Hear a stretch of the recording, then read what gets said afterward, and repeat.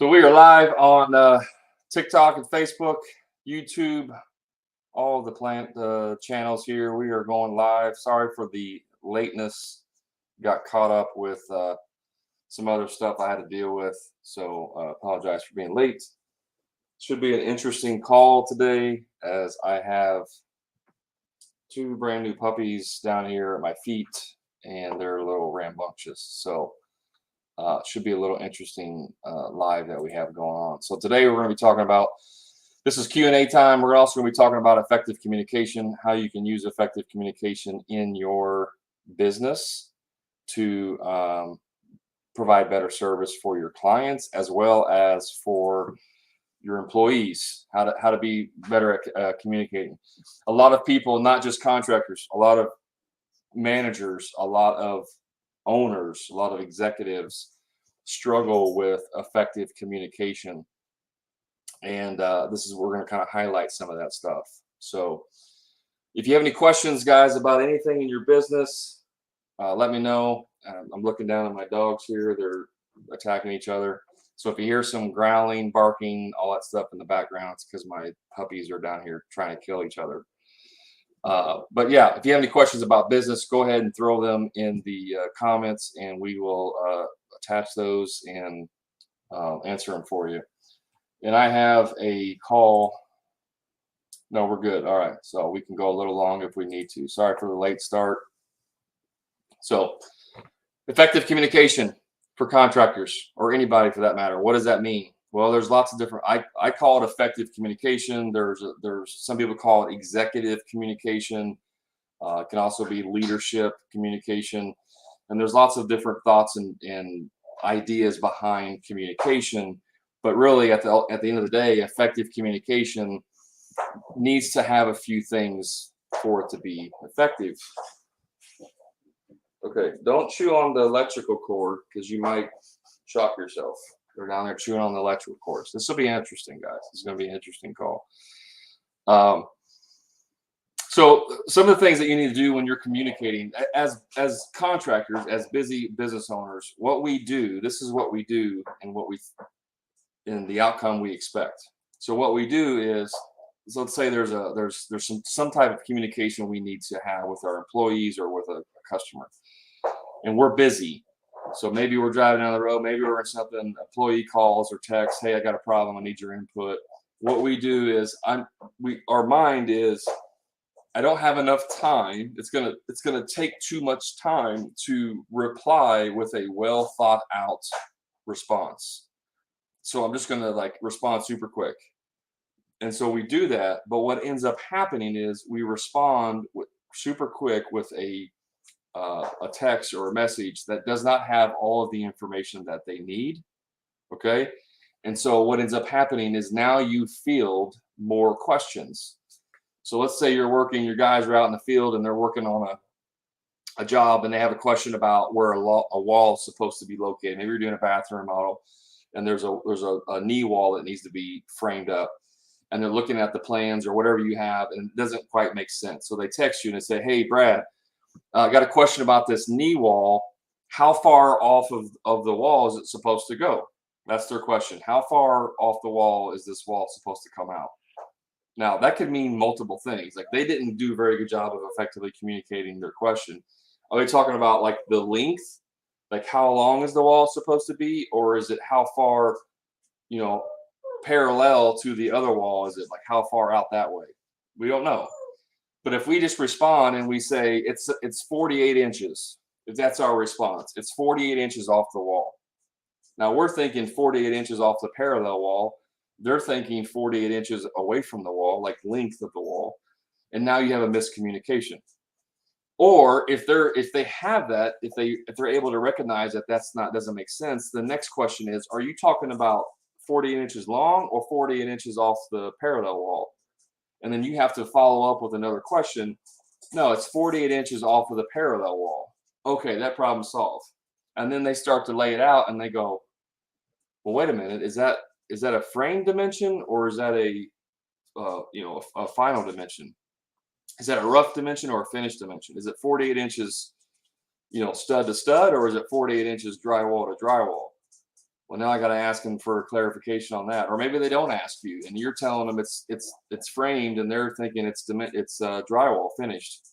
So now you have another breakdown in communication. So either they don't ask and they do it wrong potentially, or now it's another question you have to field. Is that rough dimension or finished dimension? And you have to, and now you're frustrated because you're still busy. Oh, it's finished dimension, guys. Come on, it's finished dimension. You should know this. This is what we do as contractors. We sacrifice quality communication and we use the excuse, hey, I'm on a live, you can't be doing that. And we use the excuse that we're saving time. We don't have time, we're saving time. So I don't want to put out this well thought out, explanation. I don't have time to explain everything to you. You should know better. And then we use terms like it's common sense. Hey, it's common sense, guys. You know that everything is measured off a rough dimension when you're laying out walls. Like, that's just common sense. If you've ever used the word common sense to justify a frustration you have with an employee or a customer, that is a gold nugget insight to the fact that you are not doing a good job of communicating, because there's no such thing as common sense. There's not common sense anywhere in the world. Okay, so what's common to you may not be common to someone else.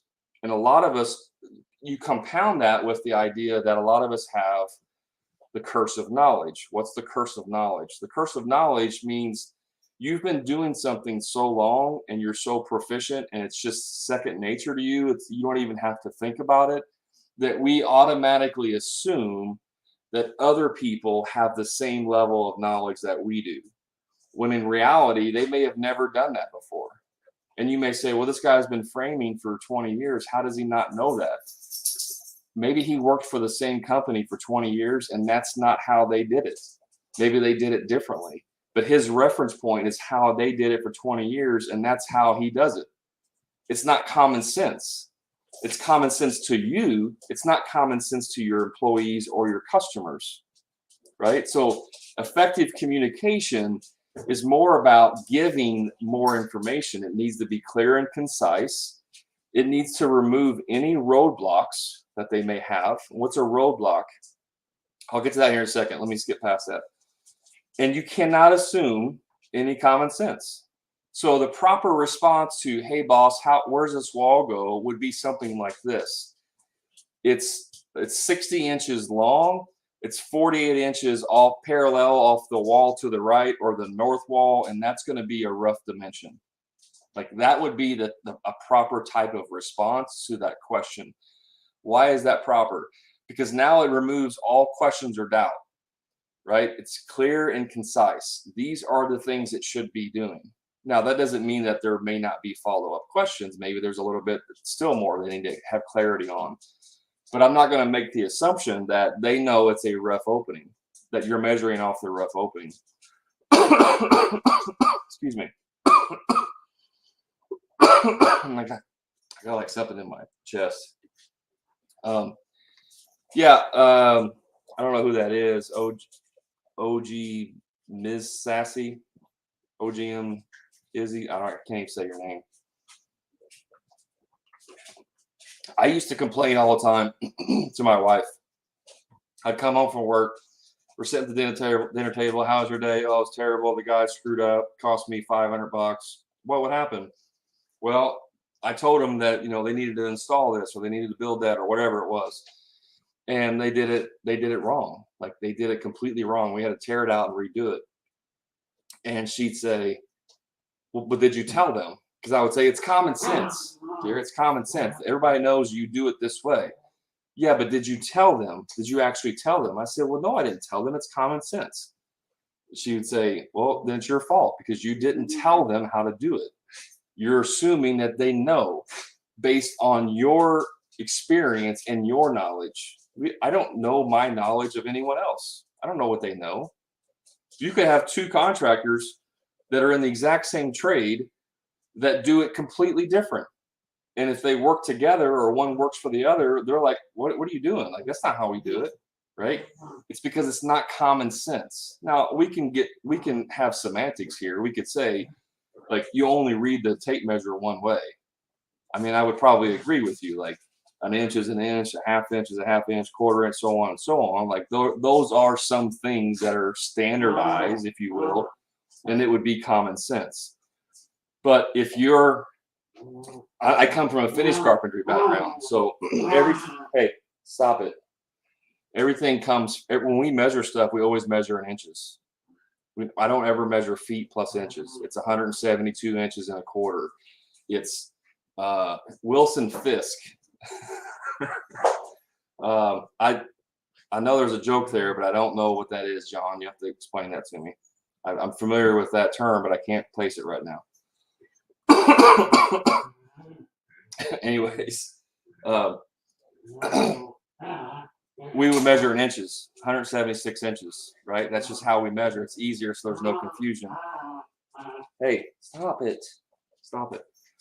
And so if you hire an apprentice and they go out there and they measure and they say, oh, it's 10 feet, 5 inches or whatever it is. I'm like, no, no, you're measuring wrong. What is the inches, right? That's common sense. Okay, that's where I knew it from. But how does that explain to me, John, how Wilson Fisk, because you hear my dog in the background. Is that what you're saying? You have to explain that to me. Look, this is effective communication. This is a perfect example, John. You made a comment, is Wilson Fisk there?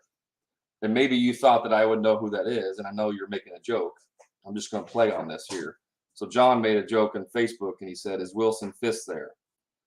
I knew I've heard the name before, but I wasn't 100% sure what that was from. So I had to ask him a clarifying question, and he responded, you should definitely watch Daredevil. Well, I've watched Daredevil.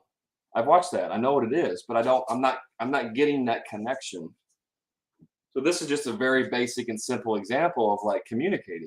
Like even like saying a joke, if I got the joke, yeah, it would be funny, but I didn't quite get the joke. So that's just a super archaic example of effective communication. So thank you, John, for helping illustrate that.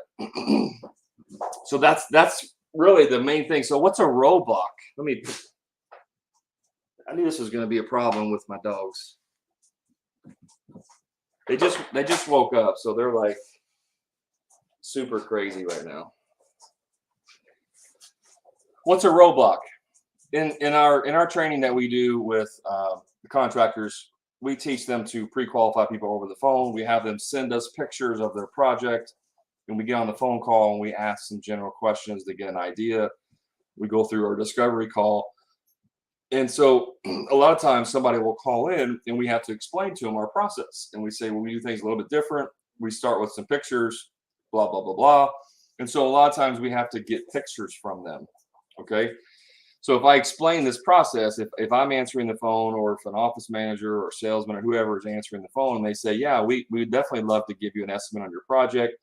We do things a little bit different. We start with pictures, and then we get on a call, and then we're able to give you pricing right over the, a ballpark over the phone. And if it makes sense, we can go from there. Right. So that's our process. But if I say, just send us some pictures, when you get a chance, just send us some pictures of your project. I'm creating a little bit of a roadblock, because are they going to send them through text? Are they going to send them through email?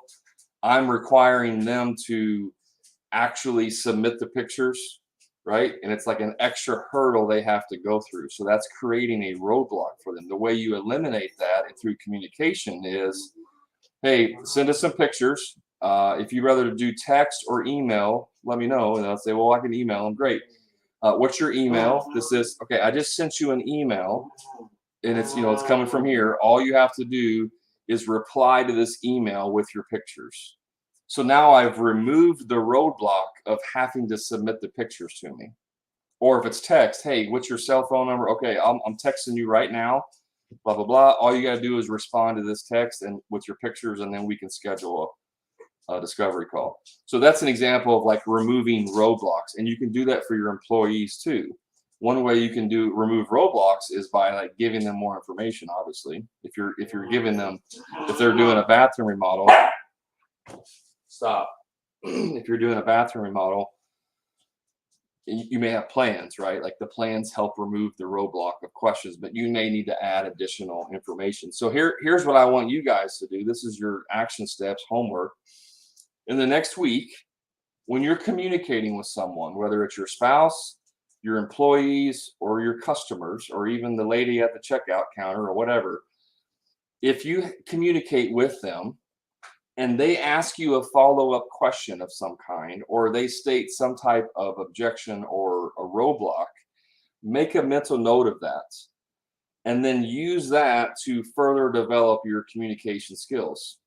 So if you have customers that are complaining or saying they have a roadblock, or if they have more follow-up questions, you're not doing a good job of effectively communicating what you're trying to say. So it's really important to spend the extra 30 seconds to add 2 more lines of text than it is to field 3 more follow-up questions, because in your mind, you're saving, quote, time by doing a short little message. So this is where a lot of people get wrong in communication. You should over communicate, and you should communicate frequently and often. And there's one key point that I forgot to leave out, which is really one of the most important. And that is, the first thing you do is you show gratitude. When a customer calls, hey, thank you, Mary, for trusting us to give you an estimate, or thank you for calling, or thank you for giving us a shot, or thank you for scheduling this call. Like, show gratitude from the get-go. It helps to set the tone of the conversation going on. If your employee texts you, and this isn't like every single time that you have an interaction with someone, but maybe in the beginning of the day, and you have an employee meeting, hey guys, thanks. I just want to show you I'm super appreciative of all the work you do and how much you help us. We couldn't do it without you. Now here's your assignments for the day, blah, blah, blah. So just show gratitude. It goes a long, long way. I mean, I can't tell you how much I've used it to my benefit. And here's an example I'll go into. Vendors, specifically like the reps at big box stores, right? We all been to Lowe's, Home Depot, Menards, if you have them. We all know the frustrations of the people that work there, really have no clue what they're doing most of the time. They also get shit on by people all the time because they don't know. And so really the retail environment is a crappy environment. There's a Menards here, and I would use them a lot for certain things. And there was one guy in the plumbing department. He was very knowledgeable, very good at his job. Okay. But he had a different sexual preference than most people. And it was obvious through his, the way he carried himself. I was nice to the guy. Like, I don't 100% agree with his way of life, right? But I'm still nice to the guy. And I became friendly with him. And every time I would go into the store and I'd see him, like, hey, what's going on, Billy? How's things going? Blah, blah, blah. Just having conversation. Other people would get pissed off and, or not want to talk to him because of his disposition or whatever. But I befriended him, and I always befriend every one of my vendors and suppliers. Why? Because it helps you in the back end. There was a time where my guys we were installing a shower door that we bought from the big box stores, one of those, shower door kits. And my guy cut the head jam wrong. He just cut it too short. Well, you can't buy parts. You have to buy the whole kit. And the kit was like $500 or $400 or something. And I was like, well, I guess we got to buy a new one. So I head to the store. I get there. Billy's working. I said, hey, Billy, I gotta get a head, I got to get a new shower. My guys cut the head jam wrong, whatever. He's like, oh, you just need the head jam? I said, yeah, I just need the head jam. He's like, oh, here, we'll just open this box up. We'll just, I forget what they call it. It's a name, but we'll just part it out as damaged. And he handed me the head jam for free, and I walked out the store with that free head jam instead of paying $300 or $400 or whatever it was for the shower. Now, that may have been illegal. I don't know. Just using that as an example of where me being nice to him actually got me saved me hundreds of dollars in one instance. There's other instances where when I go in there, they want to work with me. If there's like 2 or 3 customers kind of milling around in the store and they see me, they'll come up to me and help me first, all because I have gratitude towards them and I respect them. That's part of communication, right? That's just what you have to do to develop relationships. When I go into the sales counter at the plumbing supply house or whatever it is, Even if I don't, I mean, there's guys that work there that are dickheads. Like I would never have a conversation with them outside of work. And I go in there and I'm still like, hey, how's it going, Chris? What's up? You know, how's your day? Just being friendly with them. So that's part of communication. All right, guys. See, they're going good. If you, I don't know who you are, Facebook user. Yeah, Yuri, you can ask questions in there. Yes, I just saw your comment. So yes, Yuri, if you're watching, you can ask your questions in there. Facebook user, the pets are doing good. So for you that are watching and don't know, Rocky, one of our puppies, got parvo, and he's been in the hospital. Hey! Stop.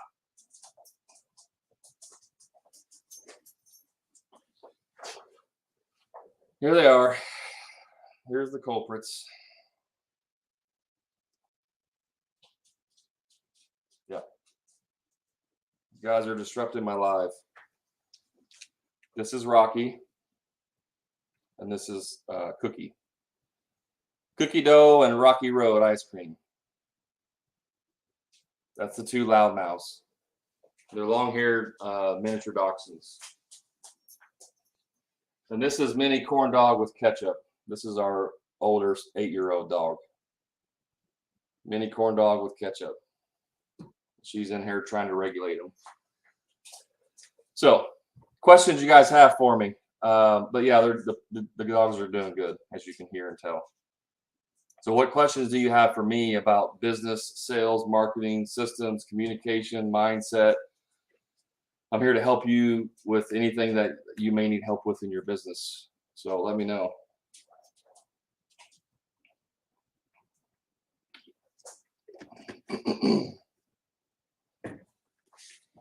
Let me know how I can help you guys. Does that make sense with the communication? I mean, is that who here? If you have been guilty of doing short text and then following up by a bunch of fielding questions, put a 1 in the chat if that's you. So MacAttack says, what's the hardest lesson you've learned? That's a good question. The hardest as in like I went through the most agony to figure it out, or one that I just had to have the most growth from? And I can maybe answer it both ways. The hardest lesson I learned was that I was not as good at business than what I thought I was. I was not as good at sales as what I thought I was. I thought I could figure it all out on my own. And that took me a long time. Most agonizing was figuring out how to be profitable in business. It was a 9-year journey of doing it wrong, paying myself shit money for all those years to finally figure out after 9 years, like, oh, you actually suck at running the business. The production side was like the quality was on fire. The marketing was outstanding. Marketing's great, production's great, but the actual profitability of the business and how to actually run a business and create systems and SOPs and all those things, I was terrible at. And I thought being a former Marine, infantry leader, like hardcore stuff, I could figure that stuff out. So for me, it was the length. It was very persistent, very dedicated, but very ignorant. And when you have ignorance and drive and grit, when you have those things and put them together, you have someone who goes a very long time the wrong way, and add ego on top of that, like pride and ego, like, oh, I know what I'm doing. So you have ignorance plus pride plus grit equals a long time of doing shit the wrong way. That was probably the most agonizing. MacTech says, I turned out to be better at sales than I thought. My mom was a Mary Kay director who listened to sales. Yeah, I mean, if you had someone in your circle that was good at sales, you tend to be good at sales. If you have someone in your circle who's good at business, you tend to be good at business. In my family, I had an uncle that started a trucking company, and he was pretty successful at it. But beyond that, nobody else was in business. Like there was nobody else owned the business. It was just people had regular jobs, right? Like that's my family's lineage. Is you just have a job. Some were in the trades, not very many, but some were in the trades. Others were in everything. Like my mom was an office manager. My dad was a mechanic. You know, other people were doing different things. So, hey guys, stop. So I didn't have a lot of direction in like how to do those things. Why don't you guys just lay down? How about y'all just lay down and take a nap? Huh? How about that? What other questions?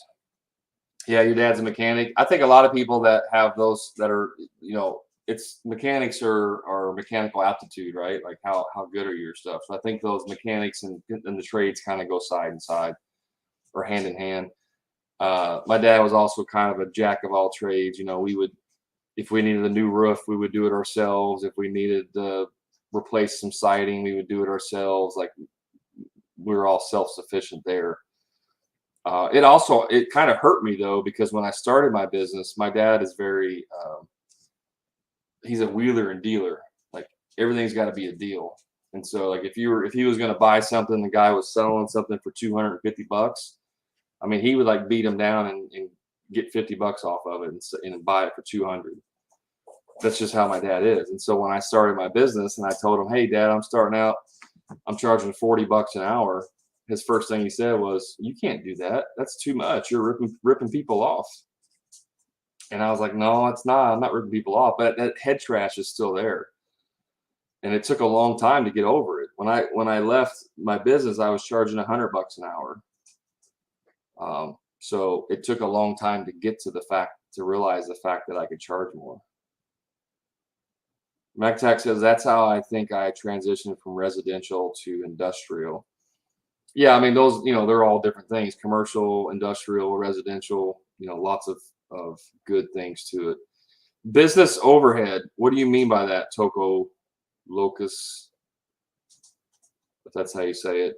To Colocus. I don't know. What do you mean by business overhead? So here we are talking. I don't know if you were in the very beginning about effective communication. When you guys ask questions, make sure you put a lot of detail in your question so I can understand it. MacTech says, I'm a haggler too. I was broke for a long time, so I still act like it. So that's very interesting, MacTech, because I'm doing some training right now with a business coach. I just joined a coaching program myself this week.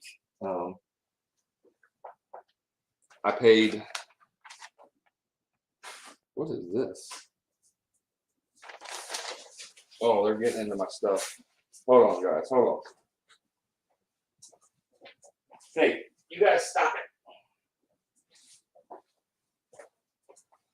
it. Puppies. I joined a coaching group this week to do a very specific, one specific thing.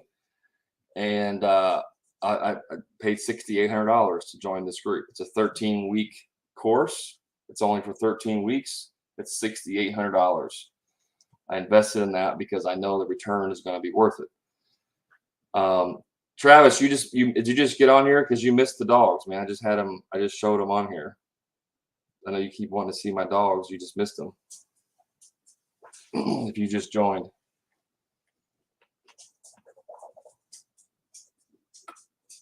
All right, I'll show them one more time for you. This is Rocky Road. It's Rocky Road. Okay. And here's Cookie Dough. They're brother and sister. So Cookie Dough, Rocky Road. And we didn't even know that there was a such thing as called Littermate Syndrome. I don't know if you guys know, I've ever heard of Littermate Syndrome. Turns out if you buy puppies from the same litter, they'll bond with each other and they won't listen to you. So now we have to separate them. They have to sleep in separate kennels at night. They have to be separate during the day. We have to take them on separate walks and all that stuff for the first year, or they'll develop Littermate Syndrome and then they won't listen to anybody else. Never even knew that when we got the dogs. So anyways, education is important. If you can explain the business overhead, what's your question about business overhead? Toko Locks, however you say that.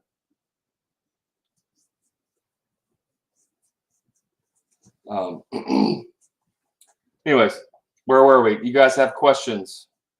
Does anybody have questions about business? I'm here to answer them for you. Oh, I know what I was going to say. Yeah, Mac Attack for real. So the reason I was talking about joining that group, I was joining that coaching program, and the very first thing they have you watch in the training is about mindset. And I've kind of loosely known this, but they really hit it home for me in this training. And that is, we have what's called set points. Every one of us in life have certain set points in us. So we have set points for financial, set points for relationship, set points for time, whatever. It's these points in our life that we tolerate. So like you said, Mac Attack, that I was broke for a long time, so I still act like it. That is a set point that you created over time because of your income level and being broke, right? So, for example, one of the coaches was saying that for a long time, like years, he never had more than $2,000 in his bank account. Like that was how much he would keep in there as coverage, was $2,000. And he started having success, and he made $30,000 over a month or so, and he had all this money in his bank account. He had $30,000 in his bank account, and his mentor at the time said, "What are you going to do with that money?" And he said, "Well, I'm going to pay off debt. I'm going to reinvest some of it back into myself. I'm going to do this and this." And his mentor said, "No, like, you don't spend a single penny of that money." And he was like, "Why? What do you mean?" He said, "Because your set point is a $2,000 balance. So in your mind, you got all this money. You're now spending all this money, and you're going to blow it all the way back down to that $2,000 set point, because that is what you're used to. You need to let that 30 grand percolate in your account for a month or two, and just have the money in there, and readjust your set point. Get readjusted to the idea of having 30 grand in your bank account versus having $2,000 in your bank account." This is the exact reason why like 99% of people who win the lottery are worse off, 3-4 years later than they were before they won, because they literally spend everything to get back down to that set point. This is why I've said before, your self-worth is equal to your net worth, or your net worth is equal to your self-worth. So you have to raise your self-worth, meaning you invest in yourself, and you start seeing yourself as, oh, I'm no longer the poor kid who lives in a trailer park. I'm now a middle class guy who has a nice, 3,000 square foot house. And then you get to that level, and then you have to readjust it and say, well, I'm no longer a middle class guy. Now I'm going to be an upper class guy who lives in a 10,000 square foot house and drives exotic cars, or whatever it is. I'm just using that as an example. You don't have to have all that fancy stuff, but you have to increase your set point as you guys go. Otherwise, you will always default back to your set points. And that can be emotional set points. It can be relational set points, financial set points. When you get to a certain level and you're like, okay, I'm comfortable here, I'm okay like this, then you will never get further ahead, because you will always default back, and your subconscious will always figure out ways to get you back to your set point. You win a lottery and you win $2,500, woohoo, scratch off, I'm good. 2 weeks later, you'll be back to $2,000 in the bank, because your subconscious is saying, this isn't us. Like, we're not the people that have $30,000 in the bank. We're the people that only keep $2,000 in the bank. So we got to get rid of this money as quick as we can. Right? That's what a lot of us do. Yeah. As in, how do you create overhead for employees at the office, company vehicles? I'm still not 100% sure what you mean. Like, how do you create overhead? So, like, how do you figure out what your overhead is? I'm still a little lost on that. How do you create overhead for employees at the office, company vehicles? So if you're starting out as a one-man show, what you would do is you make money, you make profit. You make profit and you start keeping some money left aside and you start building up some reserves. And then as you grow your business and you hire an employee and then you make a little bit of money off of them.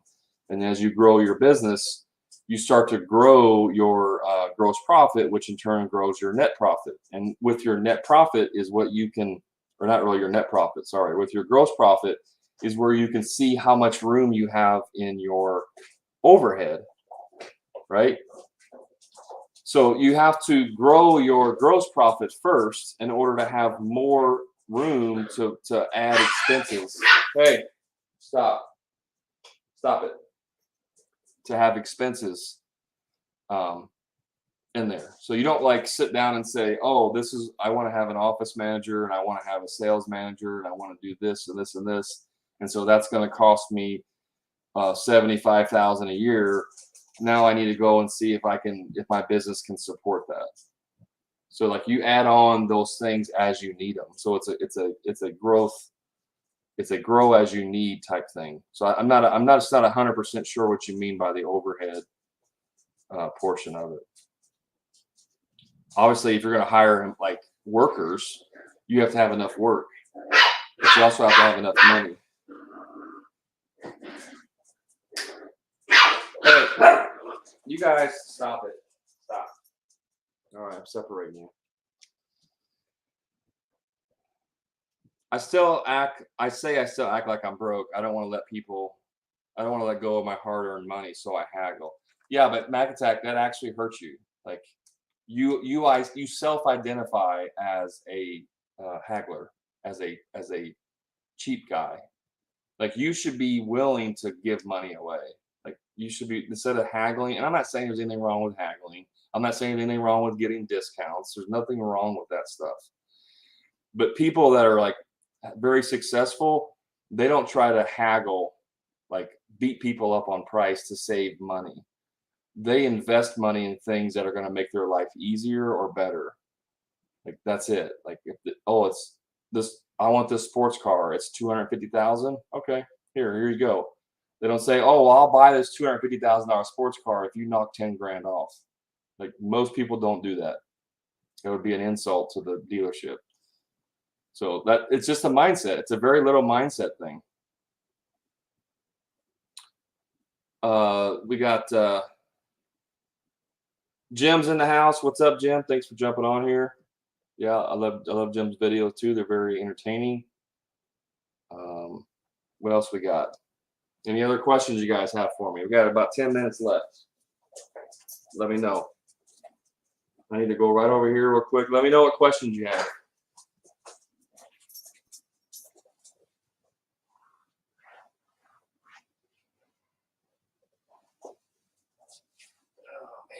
Got dogs peeing and pooping everywhere. Except the puppy pad.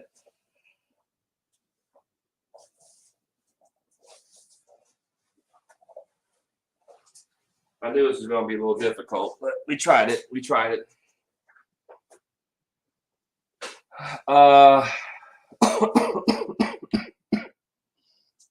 Exactly explaining. I'm just starting off as an electrical contractor. Oh, cool.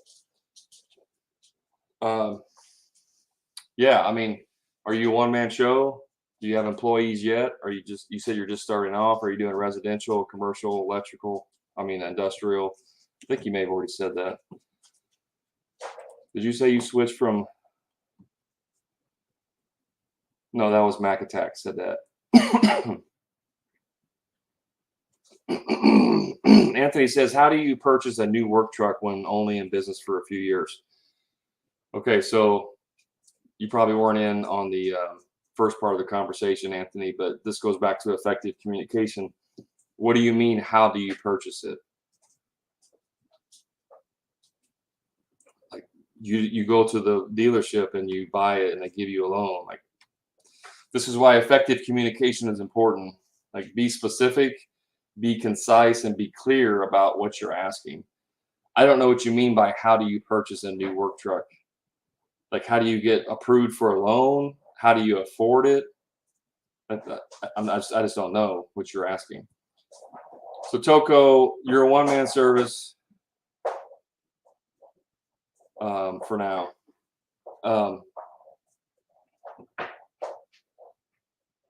For you, you need to look at your. Here's what you need to do as a contractor. The first thing you need to do is figure out how much money do you want to make a year, like income wise. Do you want to make 75,000? Do you want to make 150,000? Starting out, how much money do you want to make? Start with that. Let's say conservatively, like you're not going to make $500,000 your first year in business. So conservatively, let's say you want to make $100,000, and maybe you only made $50,000 a year before. So the idea of making an extra 50 grand is foreign to you, and because your set point is at 50,000. That's okay. But let's say you really want to make 100,000, it would change your life completely. So you go and you figure out what's $100,000 a year. It's roughly $8,333 a month, or somewhere around there. Okay, let's call it 80. Let's just call it $8,300 a month is $100,000 a year. Now, how do I make $8,300 a month? Let's break down how many hours there are in a day and a week, right? And so you reverse engineer, and that comes out, and that will spit out a number. Now, I don't know off the top of my head what that number is, but let's just say to make $100,000 a year, you need to be somewhere around $60 an hour. And that's if you work 40 hours a week, right? Which is not possible. You'll never bill 40 hours a week of work unless you're working like 50 or 60 hours a week. If you only work 40 hours a week, it's almost impossible to send out a bill for 40 hours. It's usually around 32 hours a week. That's the average. 32 hours of billable hours per week is average. So if you use that, and if it's $60 an hour at 40, then at 32 it's actually going to be more, right? And again, I can't do the math in my head, but let's say it ends up being $65 an hour. To bill 32 hours a week, you need to be at $65 an hour that you're going to make, like pay yourself to make 100,000. Now you have to add on top of that number all of your overhead. So if you got truck rental or truck payments or insurance, your general liability insurance, any marketing expenses, cell phone bills, electric bills, all of these things that you're paying for, you add that total up, divide it by your hours you're working, and that'll spit out a number on top of that. So let's say you're at 65 to make 100K. With expenses, it's another $15 an hour in expenses. Now you're at what? $80 an hour. That's what you have to charge. You have to charge $80 an hour for your services at 32 hours a week to pay your overhead and also to pay yourself 100 grand a year. That's how you should set up your business. It's not based on what the market can bear. It's not based on how much you think is fair. It's not based on what your customers tell you that everyone else charges or what they say that you're worth. It's not based on any of that stuff. It literally is based on how much money do you want to make and then reverse engineer it. Now you can throw those numbers way off. If you have an $80,000 pickup truck and you're paying $1,000 a month payments, you're going to create a much higher overhead. So the name of the game when you're small is pay yourself as much as you possibly can and reduce your overhead as much as you possibly can. So you want a greater payment, a smaller overhead. Yeah, I do have a spreadsheet. That spreadsheet is not specifically set up for employee owner operator one-man shows. It will help, but it's not specifically set up for that. I do have another worksheet that will help you figure this out. Toko, if you're not following me already, go click follow me and then send me a message, and I'll send you a link to another worksheet that I have that's specifically like how much to charge per hour for your services. So if you're a one-man show, it's a good starting point, right? And it will help you get there. It will spit out a number that tells you how much you need to charge per hour. It also will do it if you have employees, but it's it's a very generic form. It's very basic. The one that the guy on Facebook's talking about, I don't know who you are. I can't see your name. I have a a labor burden worksheet. Excuse me. I have a labor burden worksheet that helps you figure out how much you need to pay your employees. That's really designed more for employees than it is for a one-man show. Daniel, thanks, Daniel. So that I do charge is $39, which is nothing. I mean, it's worth. I could probably charge $200 if I really wanted to, but it will help to. It helps to lay out your employee, how much your employees cost. If you guys are interested in that worksheet, just let me know. Send me a message in TikTok, and I can respond with the link to that. That particular one is $39. The one I'm talking about for you, Toko, is free. What's Zelle? What is Zelle? I don't even know what Zelle is. Zelle. What is that?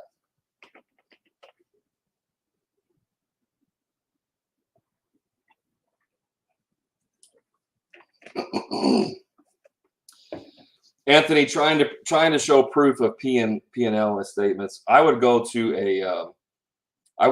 a small local credit union bank. Like here we have one that's called Linville Bank, and they'll do like unconventional loans, like one-off unconventional loans. Like you can go in there and it's almost like the old way of banking where your credit, your character actually mattered more than how much money you made. It's not quite that good, but they'll go in there. We bought our first house. We had a special deal. We bought it on a short sale. Plus we needed 30 grand to remodel it. And so we went to that bank and they did a special deal where they gave us the purchasing price plus the 30 grand. And it was on a 5-year balloon arm, which not the greatest, but the whole goal was after a couple of years was to refinance and pay it off, which is what we did. But I would go to small local credit unions and work with them one-on-one, and then take that to the dealership if you're buying at a dealership and get the loan. Like don't go through the dealership financing. I wouldn't, if you're just brand new, honestly, I don't think you should be buying a brand new vehicle like a 2022, 2023. I just don't think it's a smart move. But if you're buying it to, because you're putting another man in the seat and you got to expand your business, I get it. I would just start with much smaller. Like my first van that I bought was $9,000. It was a used van. I still have it today. It was a 2007. So it's an old van and I still have it. That was the first van I bought and I paid $9 grand for it at a local dealership. Right. And those types can easily finance stuff without really much to do. But if you're trying to go roll up and buy a $60,000, $70,000 pickup truck, you've been a year in business and you're trying to get a loan, it's probably not going to happen. Yeah. I would buy used until you can afford it, until your P&Ls show otherwise. I mean, you could do a personal guarantee on it if you want to. You could have, if you're a spouse or somebody has money and you want to personally guarantee it, you could probably get a loan. But I would start with local credit unions. That would be my first bet for that, because they're more flexible with their terms and financing.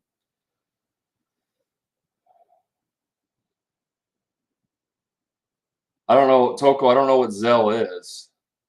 I'm still lost on what Zelle. I thought you were charging for that. Charging for what?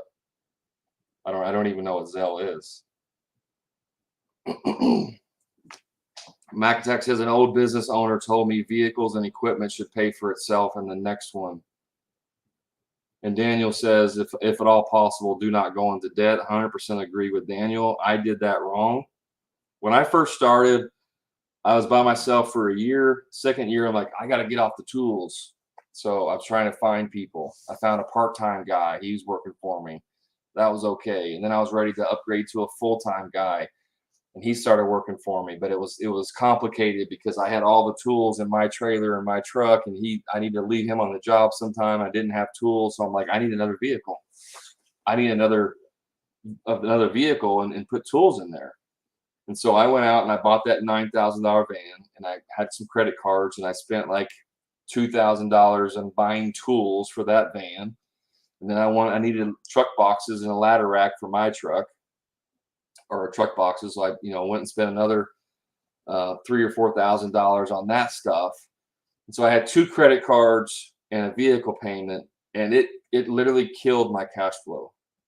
And I was paying on my truck too. I had to buy a new truck because my other one got totaled. And so it killed my cash flow. So I was paying out like almost $1,000 a month, somewhere around there, in debt payments for like 4 years. And so that's $1,000 less a month that I had available to reinvest in the business or do things. So it's probably more than that, actually, because with the truck and the van and all the credit cards and stuff, it was probably closer to like $1,500. I'm just trying to. This was like 9 years ago or 7 years ago. I can't remember exactly. But don't go in debt. Like if you can avoid it, at all costs, don't go in debt. Okay, Zelle is PayPal. If you want the paid version, Toko, you just go through a link and you pay with the credit card. But the one I'm talking about is free. I'll give it to you free. You don't have to pay anything. I'll just send it to you. But you got to send me a message with your email so I can send it to you.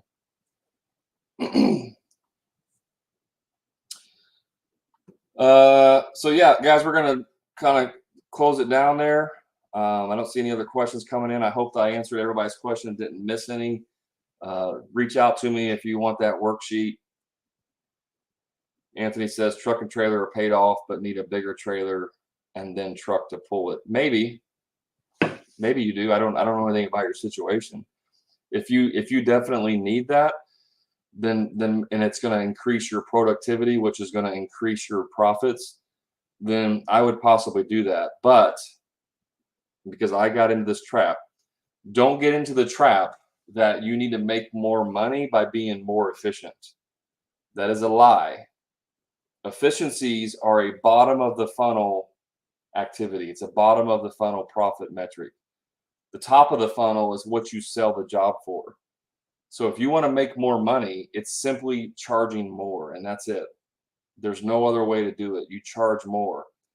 Trying to be efficient with what you do by having more tools, better tools, bigger trucks, bigger trailers, so you can make less trips to the job site or haul bigger things, and that's going to allow you to make more money. That is a lie. Don't ever use efficiencies. Don't ever try to justify purchasing something because it's going to make you more efficient for the sole purpose of making more money. If you do that, you will get into the trap.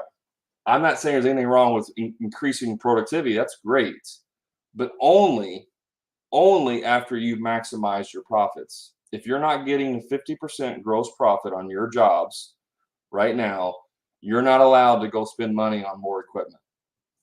You have to get to 50% gross profit, maximize that out, and then at that point, because you're making more money, you're making an extra 2, 3, 5, 10 grand a month because you're maximizing your profit.